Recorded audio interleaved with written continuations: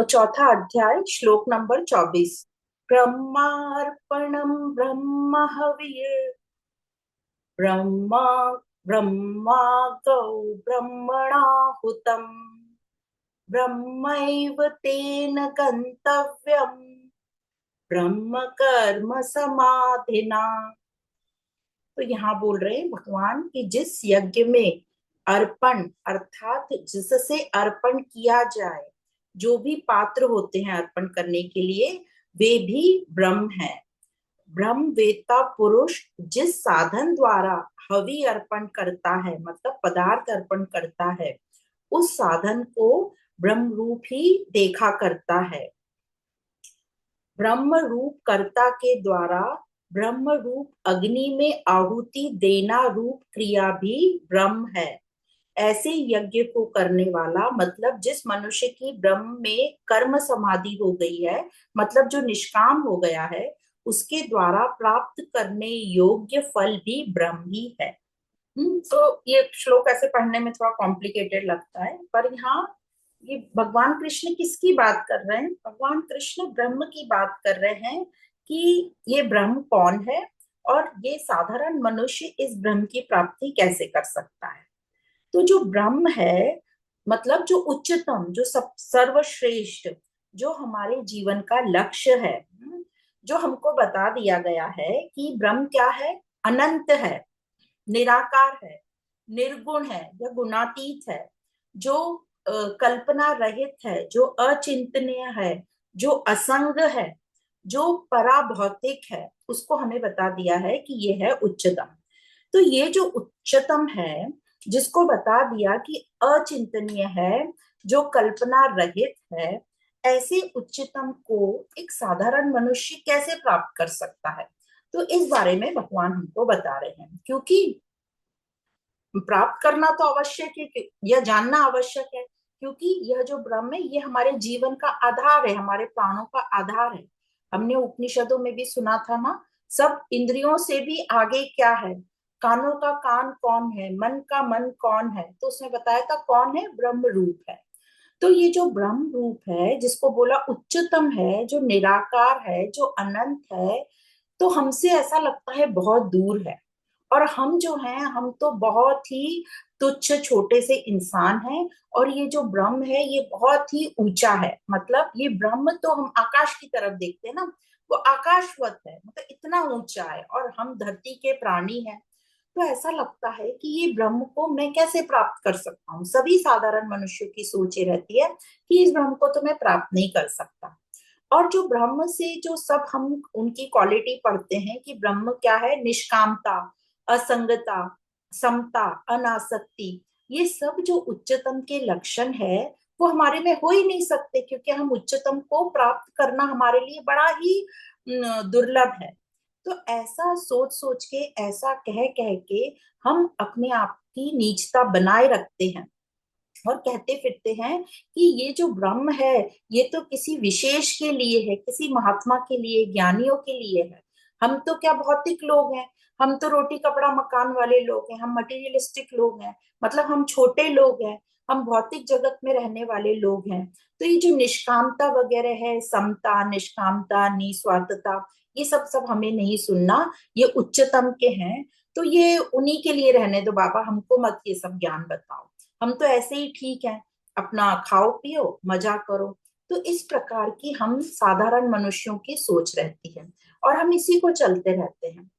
अब क्योंकि यह जो उच्चतम है ये इतना ऊपर है कि महात्माओं ने भी कह दिया कि ये जो उच्चतम है इसका जो मिलना है बहुत ही दुर्लभ है। तो हम और ये महात्माओं का उदाहरण देते रहते हैं कि बड़े बड़े लोगों ने कह दिया कि ये जो उच्चतम है, ये मतलब इसको एक ऐसे लैंग्वेज में कहते हैं कि बहुत कम लोगों को मुक्ति या मोक्ष प्राप्त होता है, साक्षात्कार तो बहुत ही कम लोगों को होता है, लाखों करोड़ों में किसी एक को होता है। तो ये सुन सुन के हम बोलते ये तो हमारे बस की बात नहीं भाई, इसे तो छोड़ो। तो हम सिर्फ उसको हाथ जोड़ लेंगे और बोलेंगे बस बस ये ज्ञान हमें नहीं दो। हम दो चार भजन गा लेंगे, उसको हाथ जोड़ लेंगे, एक भगवान की मूर्ति बना लेंगे, उसको भोग लगा देंगे, और आजकल तो वो भजन जैमिंग वगैरह चलता है, उसमें पार्ट ले लेंगे, और बोलेंगे कि बस हम तो यही करके ठीक हैं, यही भगवान की हम पर कृपा है, हम तो सीधे सज्जन साधारण लोग हैं, ये सब हमसे नहीं होगा और ये हमारे बस की बात नहीं है। और यदि उनमें से कोई निकल जाता है ये उच्चतम को पाने, ये ज्ञान के रास्ते, तो हम उसको नीचा भी खींचने की कोशिश करते हैं। हम बोलते हैं, क्या कर रहे हो ये दिन भर, आप ज्ञान की बातें पढ़ते रहते हो, चलो चलो घर संसार में लगो, कोई ये जीवन या व्यवहार ज्ञान से नहीं चलेगा, काम करना पड़ेगा, पैसा कमाना पड़ेगा, है ना। इस तरीके से हम बातें करते हैं। ये उसको टॉन्ट मारेंगे कि भाई ये तो आजकल बड़े ज्ञानी हो गए, हमारी साधारण लोगों के तो घर आते ही नहीं है, या हमारी वार्ता में तो ये इंटरेस्ट लेते ही नहीं है। और इस तरीके से हम उनको बोल बोल के पूरा कर देते हैं। तो हम जो है साधारण लोग न खुद ज्ञान लेते हैं, न किसी को ज्ञान लेने देते हैं, और अपने आप को बोलते रहते हैं हम तो सीधे सज्जन साधारण लोग हैं। तो इस प्रकार की बातें कर करके हम अपनी जो उच्चतम संभावना है वो पाने से रुक जाते हैं। और इससे क्या होता है, जो हमारे पे जिम्मेदारी है कर्तव्यों की, उससे भी हम बचे रहते हैं। क्योंकि जो उच्चतम को जानेगा वही निष्कामता में आएगा, वही निस्वार्थता में आएगा, उसी को वो बातें समझेगी। पर हमने तो कह दिया ये तो उच्चतम की बात है, हमारे लिए है ही नहीं, तो हम उससे भी हाथ धो के दूर हो जाते हैं। तो इस प्रकार से हम साधारण लोगों का उच्चतम से बचने का तरीका है। और हम इस तरीके से ही अपना पूरा जीवन निकाल देते हैं। अब ये जो उच्चतम है, इससे बचे रहने का आपको क्या लगता है कि ये हम जो कर रहे हैं, सच में हम उच्चतम से बचने के लिए ऐसी बातें कर रहे हैं कि हम नीच हैं? क्योंकि हमारा जो अहंकार है, ये तो अपने आप को नीच कभी नहीं बोलेगा, अपने आप को छोटा कभी नहीं बोलेगा। पर ये बस हम इस निष्कामता से बचने के लिए, क्योंकि हमें पता है निष्काम बोला तो हमें अपने ऊपर काम करना पड़ेगा, भौतिक संसार से परे होना पड़ेगा, तो इससे बचने के लिए हम अपने आप को नीच बोल के, छोटा बोल के छूट जाते हैं। तो इस प्रकार ना तो हम खुद ऊपर उठते हैं, ना किसी अपने वाले को ऊपर उठने देते हैं, और ना ही अपने कर्तव्यों को हम कर पाते हैं। तो इस प्रकार की हमारी साधारण लोगों की सोच रहती है। अब यदि हम ऊपर उठ गए तो हमें पता है कि हमारे पर बहुत सारी रिस्पॉन्सिबिलिटी होंगी, और हम अपने आप को इसलिए नीचा बोल बोल के सुरक्षित करते रहते हैं, बचाए रखते हैं। तो यदि हमने समझा नहीं ज्ञान, और फिर भी हम अपने आप को बोलते रहे कि हम तो, हमें तो सब पता है, तो हम क्या करते हैं, हम अपने हिसाब से ही उस भगवान की एक मूर्ति अपने अंदर छवि तैयार कर लेते हैं, और सोचते हैं कि जैसा मैं हूं मेरा भगवान भी वैसा ही होगा। हाँ, वो मेरे से बड़ा हो सकता है, मेरे से थोड़ा ज्यादा अच्छा हो सकता है, मेरे दो हाथ है उसके चार हाथ हो सकते हैं, मेरे दो एक मुंह है उसके तीन मुंह हो सकते हैं। इस प्रकार की हमने छवियां तैयार कर ली और उन्हीं को पूज रहे हैं और उन्हीं में भटक रहे हैं।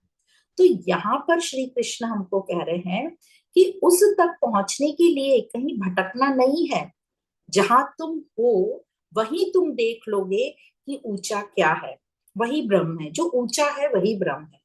तो ब्रह्म को तुम अप्राप्त ऐसा मत समझो कि वो अप्राप्त है या नहीं मिल सकता या वो मेरे लिए नहीं है। जो तुम्हें ब्रह्म की ओर ले जाए वही ब्रह्म है। ब्रह्म मतलब अहम का मिटना, ब्रह्म मतलब निष्कामता। तो इस प्रकार भगवान कृष्ण हमको निष्कामता से ब्रह्म को समझा रहे हैं, कह रहे हैं निष्कामता ही ब्रह्म है। और यहाँ निष्कामता इस श्लोक और आगे भी 8-10 श्लोकों में जो बता रहे हैं और पहले भी बता चुके हैं, यहाँ निष्कामता को ही यज्ञ कहा गया है। कृष्ण कह रहे हैं कि ब्रह्म दूर नहीं है, और इसी शरीर में तुम ब्रह्म को, शरीर से तुम ब्रह्म को जी पाओगे। कैसे? जहां निष्कामता है वही ब्रह्म है, तो जहां यज्ञ है वही ब्रह्म है, तो यज्ञ में जुड़ जाओ। जहां भी यज्ञ हो रहा है उस यज्ञ में तुम पार्टिसिपेट करो, उस यज्ञ में किसी न किसी तरह जाके तुम उस यज्ञ से जुड़ जाओ, किसी भी तरह, या तो यज्ञ को देखने भी, मतलब छुप छुप के देखना नहीं, वहां जाके एकदम सामने खड़े हो जाओ यज्ञ के। तो जब आपको दिख जाएगा कि कुछ अच्छा काम हो रहा है तो आप भी उसमें जुड़ जाओगे। तो यहाँ भगवान इस श्लोक में कह रहे हैं कि यहाँ जहाँ यज्ञ है वहां सब कुछ ब्रह्म है। अपना हर कर्म यज्ञ की तरह करो तो तुम यहीं पर मुक्त हो। अब इसका क्या मतलब होता है?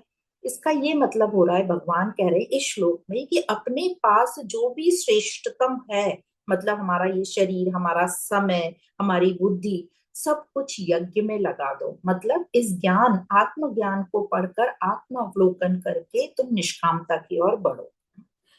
इस प्रकार भगवान हमको इस श्लोक में बता रहे हैं कि उच्चतम जो है वो तुम्हें यहीं प्राप्त हो जाएगा। तो कहते हैं भगवान कि जितने भी यज्ञ हैं सब कोई ब्रह्म ही है। तो जहां भी यज्ञ चल रहे हैं वहां उस यज्ञ में तुम शामिल हो जाओ और अपनी पूरी ताकत लगा दो। जो भी देना है उस यज्ञ में दे दो। देना मतलब यहाँ पर सिर्फ पैसा या मटेरियल चीजें नहीं है, अपने आप को समर्पण कर दो। इस प्रकार हम यहीं रहकर प्रकृति से परे, मतलब निष्काम हो सकते हैं। तो ये कीमत चुकानी पड़ेगी हमको उच्चतम को प्राप्त करने की। तो उच्चतम संभव है और इसी जीवन में संभव है, और उसका तरीका यही है कि यज्ञ में शामिल हो जाओ। तो यहाँ पर जो श्लोक बोले गए हैं, 24 श्लोक से 30 श्लोक तक यज्ञों का वर्णन किया गया है, और इन सब यज्ञों में कर्म विधियां बताई गई हैं, क्योंकि ये कर्म योग चल रहा है। क्योंकि कर्म जब हम करेंगे तभी हम कर्मों को देखकर कर्ता तक पहुंचते हैं। तो श्लोक नंबर 16 में भी कहा था भगवान ने कि कर्म तत्व मैं तुझे कहूंगा और तू इसे जानकर संसार बंधन से मुक्त हो जाएगा। फिर आगे भी कहेंगे कि जो तू कर्म को ठीक प्रकार से जान ले तो तू कर्म बंधन से मुक्त हो जाएगा। और इसके पहले जो हमने 23 नंबर का श्लोक पढ़ा था उसमें भी हमें यज्ञ के लिए तैयार किया था और कहा था यज्ञ के लिए कर्म करने वाले मनुष्य के सभी कर्म नष्ट हो जाते हैं, वो निष्काम हो जाता है। तो यहाँ पर यह महत्वपूर्ण बात है कि यज्ञ कर्ता के सभी कर्म निष्काम हो जाते हैं। इसलिए इन यज्ञों में निष्कामता की बात आ रही है, मतलब अहंकार रहित बोल सकते हो, यह कामना नहीं है बोल सकते हैं हम। तो जो यज्ञ मतलब निष्काम कर्म है उसमें कर्ता, करण और कर्म सब कुछ ब्रह्म ही है, और इस प्रकार यज्ञ में भाग लेने वाला भी ब्रह्म हो जाता है। तो भगवान कृष्ण ने हमें एक बहुत ही सुलभ तरीका बताया कि इस भौतिक संसार में रहते हुए हम उस उच्चतम को कैसे प्राप्त कर सकते हैं। निष्काम हो गए मतलब हमने उच्चतम को प्राप्त किया। तो इसमें जो आता है श्लोक में, ब्रह्म अर्पणम ब्रह्म हवे, मतलब जिस पात्र से अग्नि में आहुति दी जाती है उस पात्र को यहाँ अर्पणम शब्द से कहा है, और उस अर्पण को ब्रह्म ही माने।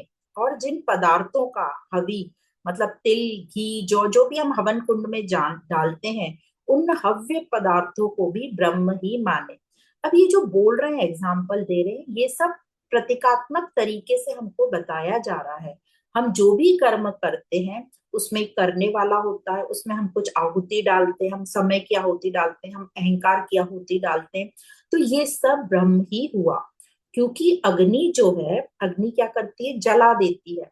तो जो भी पदार्थ अग्नि में डाले जाते हैं वो पदार्थ जो है पूरे भस्म हो जाते हैं, मतलब वो पूरे खत्म हो जाते हैं, या बोल दो उनका शुद्धिकरण हो जाता है। इसलिए यहाँ पर जो बोल रहे हैं कि वो ब्रह्म अग्नि रूप है और उसमें जो भी कुछ डाला जाएगा वो सब शुद्ध हो जाएगा। तो अग्नि से उसको उसकी तुलना की गई है। फिर आगे बताते हैं, ब्रह्मा अग्नौ ब्रह्मणा हुतम आहुति, देने वाला भी ब्रह्म ही है, जिसमें आहुति दी जा रही है वह अग्नि भी ब्रह्म है, और आहुति देना रूप ये जो क्रिया है यह भी ब्रह्म है, ऐसा हमको समझाया जा रहा है। आगे बोल रहे हैं, ब्रह्म करम समाधिना, मतलब जैसे हवन करने वाला जो पुरुष है वो जो पूरी चीजें हैं, मतलब ये जो पात्र है जिसमें वो कुछ सामग्री लग के हवन अग्नि में डालता है वो सबको ब्रह्म का ही स्वरूप मानता है। ऐसे ही जो प्रत्येक कर्म में कर्ता, करण, कर्म और पदार्थ है सब ब्रह्म रूप ही है। तो ये भगवान बता रहे हैं हमको कि जो भी तुम कर्म करोगे निष्कामता से वो यज्ञ कहलाएगा, और उसमें जो भी कुछ है, जो भी हम कोई और कर रहा है और हम उसमें जाके पार्टिसिपेट कर रहे हैं, सहायता कर रहे हैं, तो हम भी ब्रह्म रूप ही हो गए। तो और कुछ नहीं, तो जहां यज्ञ हो रहे हैं उसमें जाके शामिल हो जाओ। तो यहाँ पर जो समाधि का बता रहे हैं कि उस पुरुष की ब्रह्म में ही कर्म समाधि होती है, मतलब उसके सभी कर्मों में ब्रह्म बुद्धि होती है। उसके लिए जो संपूर्ण कर्म है वो ब्रह्म रूप ही है। ब्रह्म के सिवाय कर्मों में उसको अपना कुछ नहीं दिखता, मतलब अपना मेरे लिए कुछ नहीं दिखता, मतलब निष्काम निस्वार्थ भाव रहता है। फिर ब्रह्मे तेन गंतव्यम, मतलब ब्रह्म में ही कर्म समाधि होने से उसे जो फल रूप में मिलेगा वो भी ब्रह्म ही होगा, क्योंकि उसकी दृष्टि ब्रह्म के सिवाय और किसी भी स्वतंत्र सत्ता में नहीं है। मतलब अपने अलग स्वरूप में मेरे मेरे मेरे लिए, मैंने लिए, मेरे लिए किया, मैंने अपने लिए इसके लिए किया, ऐसा जो मेरापन है, अहंकार नहीं रहेगा। तो इस श्लोक को कहते हैं कि ये जो श्लोक है इसको संत लोग या महात्मा लोग भोजन करते टाइम बोलते हैं, ताकि जो वो भोजन अंदर जा रहा है तो वो शरीर को मंदिर जैसा समझें। तो जो भी भोजन सामग्री वो शरीर के अंदर डालेंगे वो कैसी होगी, स्वास्थ्य वर्धक होगी। वो शरीर को नुकसान देने वाली नहीं होगी, यह स्वाद वाली बहुत ज्यादा स्वादिष्ट है इसलिए मैं खा रहा हूं, इसलिए नहीं खाएंगे वो। तो इससे बोलते हैं कि उनका शरीर हष्ट पुष्ट रहेगा, रोगों से दूर रहेगा, ताकि वो ज्ञान गंगा का स्नान कर पाए, मतलब ज्ञान में वो ठीक प्रकार से शरीर का इस्तेमाल कर पाए। तो वो कहते हैं जिससे अर्पण किया जाता है, मतलब ये जो हाथ है ये ब्रह्म का रूप है, भोजन पदार्थ है वह भी ब्रह्म रूप है, भोजन करने वाला भी ब्रह्म रूप है, जो अंदर जठर अग्नि है हमारे शरीर में वो भी ब्रह्म रूप है, और भोजन जो करना क्रिया है वह भी अम, ब्रह्म रूप है, और जो अन्न है जो अंदर जा रहा है वह भी ब्रह्म रूप है। तो इस प्रकार वो अपने शरीर में जो भी डालते हैं उसे ब्रह्म रूप समझ के डालते हैं, शरीर को भी ब्रह्म रूप समझते हैं, ताकि ठीक प्रकार से सात्विक और बेहतरीन तरीके का भोजन वो कर सके। अब समझने की बात यह है कि ये जो पूरी प्रकृति है ये सब हम क्यों समझ रहे हैं, क्योंकि हमें दो चीज यहाँ समझनी है, एक तो प्रकृति को समझना है, अहम को समझना है, और उस आत्मा ब्रह्म रूप को समझना है। तो अब यहाँ हम समझेंगे कि जो पूरी प्रकृति है तो परिवर्तनशील है। प्रकृति में जितने भी पदार्थ हैं सब कुछ, ये शरीर को मिलाकर इनमें निरंतर क्रियाएं होती रहती हैं, ये सब बदलता रहता है। तो इस कारण से जो जिससे भी व्यक्ति को आसक्ति होती है, हम लोगों को जिससे भी हमें मोह हो जाता है, आसक्ति हो जाती है पदार्थों से या व्यक्तियों से, वो सब तो बदलेंगे ही बदलेंगे समय के अनुसार, और वो बदल जाते हैं इसलिए हम अत्यंत ही दुखी हो जाते हैं। और ये जो संसार का स्वरूप है ये नित्य निरंतर ऐसे ही बदलता रहता है, ये क्रियमान है, नित्य क्रियमान है, मतलब ये अनित्य है, कंटिन्यूअसली चेंजिंग है, कुछ ना कुछ कंटिन्यूअसली हो रहा है, हैपनिंग प्लेस बोलते हैं ना। तो यह जो संसार है, प्रकृति, ये तो बदलती ही रहेगी, पर जो स्थिर है यहाँ पर, स्थिर एक ही है, जो कि नित्य है, ब्रह्म है। और उसी नित्य ब्रह्म जो है वो हमारा आधार है, और उसी पर ये संसार की सत्ता चल रही है, या संसार की सत्ता हमें प्रतीत होती है, सुपर इम्पोजिशन जिसको बोलते हैं।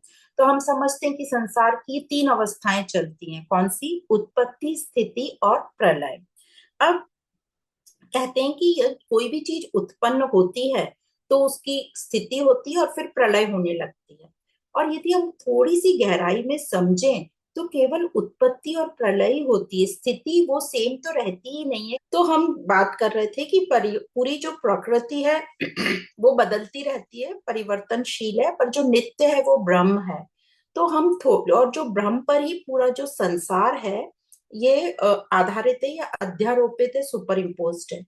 और संसार की ये तीन स्थितियां, उत्पत्ति, स्थिति और प्रलय, पर थोड़ी गहराई से हम देखें तो उत्पत्ति और प्रलय ही है, स्थिति तो वो सेम स्थिति तो रहती नहीं है, निरंतर बदलती रहती है। जैसे जन्म के बाद हर दिन हम जो एक एक साल बीतता जाता है तो वो हमारी आयु में से कम होता जाता है, मतलब नित्य हम मृत्यु की तरफ बढ़ते रहते हैं, इसी को प्रलय कहते हैं। तो ये जो दृश्य प्रति क्षण अदृश्य होता जाता है, इसी को प्रलय का नाम दिया गया है। तो यह जो पूरी परिवर्तनशील सत्ता जिस पर टिकी हुई है वह ब्रह्म अपरिवर्तनशील है और यह नित्य है। जैसे कोई अपन सिनेमा थिएटर पर जाओ तो पर्दा जो है वो स्टिल रहता है, पर जो चलचित्र है उस पे बदलता रहता है। तो ये जो पर्दा है वो स्थिर है, वैसे ही जो नित्य ब्रह्म है वो स्थिर है। अब ये जो नित्य, इसको एक व्हील से या चक्र से या पहिए से भी संबोधित किया जाता है। जैसे कोई पहिया रहता है, उसके बीच में धुर्री रहती है और आजू बाजू स्पाइक्स रहती है ना, सलियां रहती है। तो वो जो एक नित्य बीच में उस पर सब टेका है, तो वो एक ही नित्य निराकार है। तो पूछते हैं भगवान की ये जो निराकार है इस तक हम जुड़े कैसे, उसी का ये तरीका बताया है। क्योंकि जो निराकार है वह तो श्रेष्ठतम है, और वह, हम पृथ्वी पर हैं और हम उसे आकाश की तरफ ऊंचा देखते हैं, तो हमें ऊंचे से जुड़ना है। अब जब हम ऊंचे से जुड़ते हैं तो कैसे जुड़ेंगे, हमारे में तो सामर्थ्य नहीं है ऊंचे से जुड़ने की। तो क्या करेंगे, जो नीचे यज्ञ चल रहे हैं वही वो श्रेष्ठतम जो है उसका अनुयायी है, हमें उच्चतम ले जाने के लिए। तो हमें जो भी ऊंचा उठा ले, इस पृथ्वी से जो हमें ऊंचा उठा ले, पृथ्वी पर रहते हुए हमें ऊंचा उठा ले, उनसे हमें जुड़ना है। तो हमें ऊंचा कौन उठा लेता है, जैसे जैसे निष्काम जो कर्म चलते हैं, जैसे निष्काम जो कर्म चलते हैं उनके साथ हमें जुड़ जाना। जैसे जो पर्यावरण के लिए काम करता है, जो पशु पक्षियों के बचाव के लिए काम करता है, जहां पर श्रुति ये ज्ञान यज्ञ चल रहे हैं, जहां शास्त्रों की चर्चा चल रही है, जहां स्वाध्याय हो रहे हैं, उनसे हमें जुड़ना है, उसमें हमें हिस्सा लेना है। वही यज्ञ हो गया। जहां सकामता नहीं हो रही, जहां स्वार्थ भाव नहीं हो रहा, वही निष्कामता है। तो हमें जिज्ञासा रखनी है, जानने की इच्छा, कि हम किस प्रकार हम ऊंचा उठ सकते हैं। जैसे हम देखते हैं ना कि पृथ्वी, जैसे हम अंतरिक्ष में सैटेलाइट्स हैं सब, तो वो तो कितनी ऊंची हैं, तो उसके लिए हमें ऊंचा नहीं जाना पड़ता, हमने पृथ्वी पर ही बड़ी बड़े टॉवर्स बना दिए, उनपे एंटीना लगा दिया, और वो एंटीना वो वेव कैच कर लेते हैं और वो हम तक दिख जाते हैं। इसी प्रकार ये जितने भी यज्ञ चल रहे हैं ये हमारे लिए एंटीना है और उच्चतम को प्राप्त करने के लिए। इसी प्रकार जो लोग भी हमें ब्रह्म तक पहुंचा देंगे, वो हमारे लिए वो ब्रह्म तक पहुंचने का एंटीना है। जैसे हमारे गुरु लोग जो इतनी अच्छी हमारे लिए श्रुति ग्रंथ है, उनको पढ़कर हम आगे पहुंच सकते हैं। तो भगवान कह रहे हैं ऊंचे से जुड़ जाओ, क्योंकि हमसे तो कुछ बनेगा नहीं, हम तो नीचे पृथ्वी वाले इंसान हैं। तो हमें ऊपर कैसे उठना है, ये यज्ञ का हिस्सा बनकर। तो कुछ भी बन जाओ यज्ञ में, पात्र बन जाओ, पदार्थ बन जाओ, सहारा कुछ भी बन जाओ, ये सभी ब्रह्म रूप ही बताए गए हैं। तो एग्जाम्पल देते हैं, तभी तो जैसे जो शहीद लोग हैं उनके वस्त्र को भी कितना सम्मान दिया जाता है, उनको भी पूजा जाता है, क्योंकि उन्होंने एक यज्ञ में काम लिया था। वो वस्त्र जो वो पहने थे वो यज्ञ का हिस्सा बन गए। तो ये सब यज्ञ कहलाए जाएंगे। तो निराकार का जैसे कोई हाथ तो होता नहीं, हम खुद ही बोल रहे हैं कि वो निराकार है, उसका कोई हाथ तो होगा नहीं। तो ये जो यज्ञ है वही उसके हाथ है, समझ लो आप। ये जो गुरु लोग हैं, जो महात्मा लोग हैं, जो संत लोग हैं, जो हमें उच्चतम ले जाते हैं, उच्चतम की ओर, वही निराकार का हाथ है। पर हम जो हैं, तो ये हमें इतनी बात यहाँ समझ में आई कि किसको ब्रह्म बोल रहे हैं, वो हमें यज्ञ का हिस्सा बनना है। यज्ञ मतलब जहां भी निष्काम हो रहा है वो यज्ञ हो गया। अब हम जो अपनी आम भाषा में अज्ञानता के चलते या ज्ञान के अभाव में क्या बोलते फिरते हैं, सब भगवान से हो रहा है, सब ब्रह्म है, सब बाकी तो सब माया है। कभी बोलते हैं ना ये संसार माया है, और फिर ये भी बोल देते हैं सब ब्रह्म है। तो ये हम अभी क्योंकि अज्ञानता में है, तो हमें ऐसा लगता है जो हमने सशब्द पढ़े हैं बड़ी बड़ी पुस्तकों में सब ब्रह्म है, वो हम बिना समझे बोलते रहते हैं और गलत भी करते रहते हैं, और फिर कह देते हैं भगवान ने हमसे करा दिया, हमने नहीं किया, सब ब्रह्म ही तो है। ज्ञानी लोगों ने तो बोला है सब ब्रह्म है, तो जो मैंने गलत किया है वो भी ब्रह्म है। और फिर अपने आप को बहुत डिफेंड करते रहते हैं, तर्क करते रहते हैं। तो हमें ये बात समझनी है, सब ब्रह्म कब होगा, जो निष्कामता में है उसके लिए सब ब्रह्म है। जो निष्काम कर्म कर रहा है उसके लिए सब ब्रह्म है। बाकी जो हम सब सकाम में कर रहे हैं वो ब्रह्म नहीं होगा। सिर्फ यज्ञ मतलब निष्कामता में जो हो रहा है वो सब ब्रह्म है। निष्कामता से जो हो रहा है वो सब हम बोल सकते हैं भगवान करा रहा है, ये भगवान करा रहा है, मैं नहीं कर रहा। अभी तो हम जो भी कर रहे हैं हम अपने सकाम भाव से कर रहे हैं। तो इस प्रकार भगवान कह रहे हैं कि यज्ञ में हिस्सा लो और तुम निष्कामता की तरफ बढ़ोगे, वही है उच्चतम को प्राप्त करने की विधि। क्योंकि हमारे में इतनी सामर्थ्य नहीं है कि हम अपने से उस उच्चतम तक पहुंच जाए। न ही ऐसा कहो कि मैं तो नीच हूं, मैं तो पृथ्वी का हूँ, वो तो ऊपर है तो मैं उधर तक जा नहीं सकता, ये हमारे बस की बात नहीं है, ये तो बड़े महात्माओं की बात है। ये सब कहना छोड़ो, आप जहां बैठे हो उच्चतम को ढूंढो और वहां पहुंच जाओ, मतलब यज्ञ को ढूंढो और वहां उससे जुड़ जाओ। तो इस प्रकार भगवान बता रहे हैं कि सभी ब्रह्म है, मतलब सभी जो यज्ञ में हो रहा है वो ब्रह्म है, वो सब निष्काम है, निष्कामता के लिए, इसीलिए तुम यज्ञ से जुड़ो। तो ये जो एक बड़ी दृष्टांत बताते हैं ना, वो हाथी और महावत का, और एक जो गुरु और चेला जा रहे हैं, उसी दिन उनके गुरुकुल में ये शिक्षा दी गई कि सबको ब्रह्म देखो, सबको ब्रह्म देखो। तो उन्होंने पूरा डिटेल एक्सप्लेन किया होगा, पर शिष्य ने सिर्फ इतना सुना कि सबको ब्रह्म देखना है, उसने सिर्फ शब्दों को उठा लिया। तो जब वो बाहर दूसरे दिन कहीं मेले में गया, तो एक हाथी आ रहा था, पागल हाथी।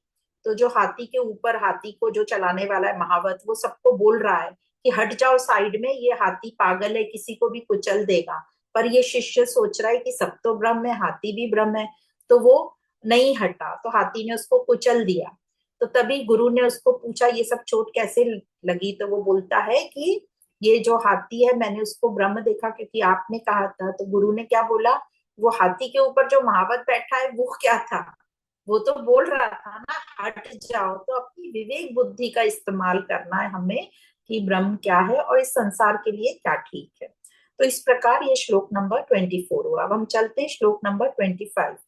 श्लोक नंबर 25 इस प्रकार है, दैवमेवापरे यज्ञम् योगिनः पर्युपासते ब्रह्माज्ञावपरे यज्ञम् यज्ञेनैवोपजुह्वति। बोल रहे हैं अन्य योगी जन देवता की पूजा रूप यज्ञ करते हैं, दूसरे लोग ब्रह्म रूप अग्नि में यज्ञ के द्वारा यज्ञ की आहुति देते हैं। तो यहाँ पर भगवान कह रहे हैं कि जो पहला शब्द बोला, दैव मेवा परे यज्ञम योगी नः पर्युपासते, मतलब, और इसके पहले श्लोक मतलब 24 में भगवान ने सबको ब्रह्म रूप या ब्रह्म दर्शन रूप यज्ञ करने वाला जो साधक होता है उसका वर्णन बताया कि कैसे एक साधक जो यज्ञ कर रहा है, जो निष्कामता का कर्म कर रहा है, वो सब में कैसे ब्रह्म को देखता है। अब यहाँ भगवान अपरे शब्द से उसका अलग प्रकार से यज्ञ करने वाले साधक का वर्णन कर रहे हैं। तो पहले बता दिया कि जो योगी है, जो साधक है, वो कैसे सबको ब्रह्म देख रहा है निष्कामता में। अब यहाँ पर एक अलग तरीके से बता रहे हैं। तो ये जो श्लोक नंबर 25 से 32 नंबर के श्लोक तक अलग अलग यज्ञ बताए गए हैं, और जो हमारे दैनिक जीवन में यज्ञ होते हैं। और भगवान कह रहे हैं ये सब जो यज्ञ है जो बताने जा रहे हैं, ये सब यज्ञ ठीक है, गलत कुछ भी नहीं है, सब यज्ञ ठीक है, करो ये सब यज्ञ। पर ये सब जो यज्ञ है ये श्रेष्ठतम नहीं है, ये अच्छे हैं पर श्रेष्ठ नहीं है। फिर श्लोक नंबर 33 में बताएंगे कि श्रेष्ठ यज्ञ कौन सा है। तो वहां बताएंगे कि ज्ञान यज्ञ श्रेष्ठतम है। अभी ये सब कर्म वाले यज्ञ बता रहे हैं, क्योंकि कर्म से ही हम कर्ता को देख पाएंगे। तो यहाँ बताया कि कुछ लोग देवता को पूछते हैं, योगिनः शब्द आया, योगिनः शब्द मतलब निष्काम साधक के लिए, जो हर तरीके से अपने को ऊंचा उठाने का प्रयत्न करता हो, जो विषयों का भोग नहीं करता हो, जो उसके पास जो भी उपलब्ध है साधन, उसका यूज जो है यज्ञ में करता हो, या बेहतर उच्चतम तरीके से करता है, जो संपूर्ण पदार्थ तथा उसके पास जो भी है उसे अपना नाम मानकर देवताओं के लिए वो उसे यूज करता है, उसे ही कहते हैं देव यज्ञ। देव का क्या मतलब है, देव मतलब प्रकाशित करने वाला। और भगवान कह रहे हैं देव यज्ञ भी ठीक है, यज्ञ द्वारा देवों का पूजन करना, तो कम से कम हम थोड़ा तो कुछ ऊंचा उठना चाह रहे हैं, हम अपने से ऊंचा ऊंचे को अर्पण तो कर रहे हैं। कुछ ना कुछ उद्देश्य तो हमारा हुई, हमारी ये आध्यात्मिक यात्रा तो हमने शुरू करी। तो यहाँ जो है ज्ञान इंद्रियों को देव समझने हम समझ सकते हैं। और जो 5 विषय हैं, शब्द, रस, रूप, गंध और स्पर्श, इनकी आहुति दी जा रही है। तो जो ज्ञान इंद्रियां उनको देव, और ये जो 5 विषय हैं उनकी आहुति दी जा रही है। और दूसरी और जो सेकंड लाइन बोली है उसमें वो बोल रहे हैं, दूसरे लोग विवेक विचार से ब्रह्म अग्नि में हवन हवन करते हैं। मतलब ब्रह्म ही सत्य आनंद स्वरूप है, और यह ब्रह्म को ही यहाँ पर अग्नि कह दिया। इसके पहले श्लोक में भी ये बताया था। और कह रहे हैं कि विवेक विचार पूर्वक जड़ से, मतलब भौतिक पदार्थों से सर्वथा तुम अनासक्त हो जाओ, इसको ही यज्ञ कहा गया है। मतलब जो अपनी विशेष सत्ता मानता है, अपने आप को अलग मानता है, उसे कह दिया है अविवेकी। मतलब अविवेकी कौन? या अज्ञानी कौन? जो अपनी बुद्धि, अपनी उपाधियों को उसी में लगा हुआ है, अपने भौतिक संसाधनों में ही लगा हुआ है, उसी को इकट्ठा करने में लगा है और उसी से आसक्त है। मतलब अपनी अशुद्ध बुद्धि से आसक्त है, पदार्थों से आसक्त है, और उसका पूरा जीवन उपाधियों में ही व्यतीत हो रहा है। वो उपाधियों को ही अपने जीवन का उद्देश्य जान रहा है। मतलब जड़ से उसकी गहरी आसक्ति है। इसको बोला है अविवेकी, अज्ञानी। पर जो आत्मज्ञान में स्थित हुआ योगी जो होता है, वो उपाधि युक्त हो गया है, उपाधि से रहित हो गया है। वो सब उपाधियों को भी क्या देख रहा है कि ये तो बदलने वाली हैं, ये तो खत्म होने वाली है, तो उनसे वो आसक्त नहीं है, और वही उसका हवन करना है। तो इस प्रकार वो अपनी उपाधियों को भी जो है आसक्त नहीं हो रहा, उपाधियों से भी। और उसको, उसका मतलब बताया, आसक्त ना होना मतलब उसमें अग्नि में उसको अर्पित करना या उसका हवन करना है। मतलब जड़ से उसका जो संबंध है वो खत्म कर रहा है, अटैचमेंट नहीं रख रहा, मोह नहीं रख रहा। तो जो साधारण व्यक्ति है वह तो सब भोग करेगा सब पदार्थों का, पर जो योगी है वो आहुति देगा, विषयों की आहुति देगा, जिससे उसकी जो इंद्रियां हैं वो भोग से योग की तरफ की यात्रा पर चल पड़े और उसकी आध्यात्मिक उन्नति हो। तो इस प्रकार से इस श्लोक में बता रहे हैं कि अ, जो योगी है वो किस प्रकार से हवन करता है, या वो किस प्रकार से यज्ञ में हिस्सा लेता है। वह जो है, वो जो हम पढ़ते हैं उपनिषदों में, नेति नेति, इस प्रकार जो वेद वाक्यों का वो यूज करता है कि मैं यह भी नहीं हूं, मैं यह भी नहीं हूं, मतलब मैं ये भौतिक सृष्टि का कुछ भी नहीं हूं, और सब विषयों के परे वो धीरे धीरे जाता है। इस प्रकार वो ब्रह्म शब्द का समझ पाता है, कहता है कि मैं ब्रह्म हूं। कब कह पाएगा? जब सभी विषयों की वो नेति नेति कर पाता है।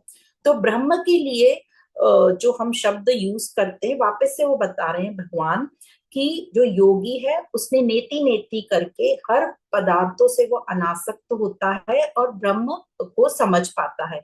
और जो ब्रह्म हमको समझाया जाता है, उनके लिए शब्द जो यूज किए अभी तक, नित्य, निराकार, निर्गुण, निर्मल, निराश्रय। तो इस जो ब्रह्म को कैसे जानेंगे, तो इसी को ठीक अलग तरीके से जानने का, नकार की भाषा जो नेति नेति भाषा है वैसी बताई जाती है कि जो परिवर्तनशील है वो मैं नहीं हूं, परिवर्तनशील से मुझे आसक्त नहीं होना है। मतलब जिसका कोई आकार प्रकार नहीं है वो कौन है? निराकार। जिसमें कोई अशुद्धि नहीं है वो कौन है? निर्मल। तो यज्ञ से अपनी जो अपना शुद्धिकरण करो, या यज्ञ में अपनी अशुद्धियों को हटाओ, अपने आकार प्रकार में अटके मत रहो, आसक्त मत रहो। तो इस प्रकार कहने का मतलब है कि हमारे मन में जितने भी झूठे भरम हैं जो हमने पाल रखे हैं, उन्हें नकारना है। तो आत्मज्ञान से ही ये पॉसिबल होता है, जो कहता है कि तुम अद्वैत हो, तुम सत्य मात्र हो। तो इस प्रकार हमें कुछ महात्मा लोग बताते हैं कि जो साधारण, ऐसे 4 उन्होंने कैटेगरी में लोगों को डिवाइड किया। जो साधारण व्यक्ति होती है उनके लिए तो हजारों चीजें साथ रहती हैं। जैसे पूरी प्रकृति में वो देखेंगे सूरज, चांद, देश विदेश, समाज, परिवार, संबंधी, ये सब उनमें वो आसक्त रहेंगे चारों तरफ से, उनके लिए ये सब सत्य है। पर जो थोड़े से बुद्धिजीवी होते हैं, साइंटिस्ट बोल लो, जिनको हम वैज्ञानिक बोलते हैं, उनके लिए जो पूरी सृष्टि है, वो पूरी सृष्टि को कैसे जानते हैं, वो जानते हैं कि तो अणु परमाणु से बनी हुई है। तो उनके लिए जो पूरी सृष्टि है वो एटॉमिक या मॉलिक्यूलर लेवल पे है, वो सीमित है। तो पहले वाले लोगों से ये दूसरे वाले जो लोग हैं वो थोड़े सीमित हो गए। फिर तीसरी कैटेगरी के लोग आते हैं, फिलोसोफर लोग, दार्शनिक लोग। जो द, जो दार्शनिक लोग होते हैं, उन्होंने सृष्टि को और घटा दिया। वो बोलते हैं संसार तो दो में बटा है, पुरुष मतलब जड़, और प्रकृति मतलब जड़, और दूसरा पुरुष मतलब चैतन्य। या बोल लो प्रकृति मतलब सीन, दृश्य, और पुरुष उसको देखने वाला। तो दार्शनिक लोगों ने सृष्टि को दो में बांट दिया, प्रकृति और पुरुष। फिर आता है अपना अद्वैत ज्ञान, या बोलो ये उपनिषद, गीता के कृष्ण, ये क्या कहते हैं कि ये जो सांख्य दर्शन में हमने पढ़ा है प्रकृति और पुरुष, वह भी नहीं। अब ये प्रकृति भी परिवर्तनशील है और ये पुरुष भी परिवर्तनशील है, दोनों। तो ये दोनों ही प्रकृति में आ जाएंगे। सत्य तो एक ही है और वो है अद्वैत, दूसरा है ही नहीं। तो भगवान ने, कृष्ण भगवान ने बता दिया कि सत्य एक ही है, दूसरा है ही नहीं। तब बात आती है हम इस सत्य को कैसे प्राप्त करें। बार बार उसी पे आते हैं, नित्य हमें बताते जाते हैं और बता रहे हैं कि हम उसे कैसे प्राप्त करें। तो कहा है भगवान ने कि तुम आत्मा ही हो, पर तुमने क्या किया है, साथ में अपने साथ बहुत कुछ चीजें बनकर तुम बैठ गए हो। तो ये जो बहुत कुछ तुम बनकर बैठ गए हो, इसको हटा दो। और कुछ हमें नहीं करना है, कुछ नया नहीं करना है, कुछ नई रचना नहीं करनी है। बस ये जो झूठों की चीजें हमने झूठ मूठ से ओढ़ रखी हैं, उसको हटा दो, तो सब नया ही नया हो जाएगा। यही बोध है और यही प्रकाश मात्र है। और इसकी मौजूदगी में सारा जो झूठ है अपने आप गायब हो जाएगा, अज्ञान समाप्त हो जाएगा। तो भगवान हमें बार बार बता रहे हैं कि तुम सत्य हो, तुम उच्चतम हो। पर बस हमने क्या किया, अपनी हम नीचता को पकड़कर बैठ गए। अब नीचता को हम पकड़ के बैठेंगे तो हम ऊंचा उठ ही नहीं पाएंगे। तो ध्यान ही हमें यही रखना है कि हमें अपनी नीचता को छोड़ना है, उच्चतम को प्राप्त करना है। जैसे हमें कोई ऊपर की ओर खींच रहा है, समझो हम कोई एयर बलून में बैठे हैं, तो बलून तो ऊपर जा रहा है, पर नीचे से हमने किसी को पकड़ के बैठा, या नीचे कीले में कुछ अटका हुआ है, उसको हम निकाल ही नहीं रहे हैं, तो वो बलून ऊपर उड़ेगा ही नहीं। या तो जो हमने जिसको अटकाया है वो टूटेगा, कुछ ना कुछ होगा तो ही होगा। मतलब वो बंधन को तोड़ना पड़ेगा, काटना पड़ेगा, तभी हम ऊपर उठ पाएंगे। तो भगवान कहते हैं स्वयं को जानो, जिज्ञासा रखो अपने से, और इस कर्म को ही यज्ञ की तरह करो, तो ऊंचे से हम मिल पाएंगे। तो ज्ञानी पुरुष ही अच्छे से जानते हैं, इसलिए वो ब्रह्म तक पहुंच पाते हैं, और उसका तरीका यही है, यज्ञ के द्वारा ही वो पहुंच पाते हैं। हाँ। तो यह भी समझता है कि आध्यात्मिक दृष्टि से कि जब तक शरीर रहता है तब तक हम विश्व में, हमारा व्यापार चलता रहता है, हम विश्व में अटके रहते हैं। ये भी समझता है कि सुख दुख ये जो हमारी जीवन में आते हैं, ये विषयों में, ये पदार्थों में नहीं है, नहीं इंद्रियों में है, ये अहंकार के कहने से आते रहते हैं। तो जो आत्मज्ञान से, जो आत्मज्ञानी है, वो अहम के लेवल पे काम करता है, और वो इस अहम को ठीक प्रकार से समझ जाते हैं कि अहम क्या है, ये प्रकृति क्या है, और आत्मा क्या है। तो आत्मज्ञान से हमें अहम को मिटाना है। मतलब अहंकार को जब ज्ञान मिल जाता है, तो वो सब, ये जो सब हमारी उपाधियां हैं, ये आसक्ति है, सब मिट जाती है, इंद्रियां अपने आप सहज हो जाती हैं। पर ज्यादातर हम इंद्रियों के लेवल पर ही जीते हैं ना, हम उन्हीं कंट्रोल करते रहते हैं। मतलब हम कर्मों को ही बाहर से कंट्रोल करते हैं, हम कर्ता तक पहुंचते ही नहीं, इसलिए हमारा रिजल्ट अच्छा नहीं होता। पर चलो, कुछ तो हम कर रहे हैं इंद्रियों के लेवल पे, पर अब हमें उन्नति करनी है, तो और ऊपर उठना है। और हमारे लिए यही बताया जा रहा है कि अपनी इंद्रियों का उपयोग किस प्रकार करना है, स्वार्थ के लिए नहीं करना है, उसे सेवा भाव में लगाना है, स्वधर्म के पालन में लगाना है, ताकि हमारे जो बंधन है वो कटे, हम गलत धारणाओं के जो धोखे में रहते हैं उससे हम हट जाएं। हम जो भी पढ़ते हैं, जो भी कथाएं पढ़ते हैं, उसके शाब्दिक मीनिंग में मत जाओ, उसकी मार्मिक मीनिंग को समझो। जैसे हमने पढ़ लिया कि गंगा में नहाने से मुक्ति मिलती है, तो हम अज्ञान में ही वो करे जा रहे हैं, पर वो समझ नहीं रहे कि गंगा में नहाने का मतलब क्या है।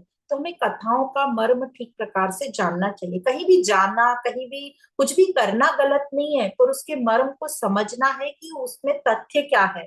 तो जैसे गंगा में नहाने से मुक्ति मिलती है, तो इसका मतलब ये है कि गंगा जो है वो ज्ञान का प्रतीक है। ज्ञान में डुबकी लगाना है। और बोलते हैं ना, डुबकी लगाना मतलब आत्म अवलोकन करना, सेल्फ इंट्रोस्पेक्शन करना, और इस ज्ञान को हमें अपने जीवन में डालना है। और जो बोलते हैं मुक्ति मिलती है मतलब अमृत मिल जाता है, तो वो अमृत है। तो समुद्र मंथन के टाइम जो सबसे नीचे बैठे कछुए के रूप में वो विष्णु जी बैठे। तो सत्य तो एक ही है और हमें वहीं पर पहुंचना है। तो सबसे पहले विष निकलता है, बाकी चीजें भी निकलती है, पर आखिरी में अमृत निकलता है। और फिर बोलते हैं वो गंगा में वो अमृत है, अमृत पीने से हमें मुक्ति मिलती है। तो गंगा ज्ञान की निशानी है। हमें ज्ञान की गंगा में नहाना है, ताकि हम आत्मावलोकन कर पाए और अपनी गंद खुद देख पाए, ताकि हम उस गंदगी से छूट पाए। तो मेन जो अमृत है वो तो सत्य है, बाकी सब चीजें तो ठीक है जो निकलता है विष वगैरह। पर जब हमें ज्ञान नहीं होता ना, तो हम कल्पनाएं करते रहते हैं, इमेजिनेशंस करते रहते हैं। तो कर्म तो हम अपने बड़े बड़े करते जा रहे हैं, पर उसके पीछे हम ज्ञान नहीं लगा रहे।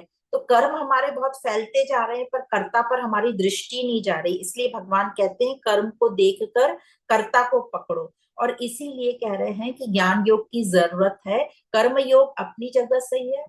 तो इसलिए हमें ज्ञान ना होने के कारण हम कर्मों का फैलाव तो खूब कर लेते हैं, पर कर्ता को नहीं देखते। तो कर्ता को हमें देखना है, उसी को कहते हैं ज्ञान योग। और इसलिए कर्म योग भी इम्पोर्टेंट है, क्योंकि कर्म करेंगे तभी हम उस कर्म को देखकर कर्ता तक पहुंच पाएंगे। तो अभी कुछ आठ आगे भी 32 नंबर के श्लोक तक कर्मों की ही बात होगी। तो इस प्रकार भगवान 8 यज्ञ हमको बताएंगे 32 नंबर श्लोक तक, और फिर 33 नंबर के श्लोक में बताएंगे कि ज्ञान यज्ञ ही श्रेष्ठ है। तो ये था आज का हमारे 2 श्लोक। हम यहीं पर रुक जाते हैं।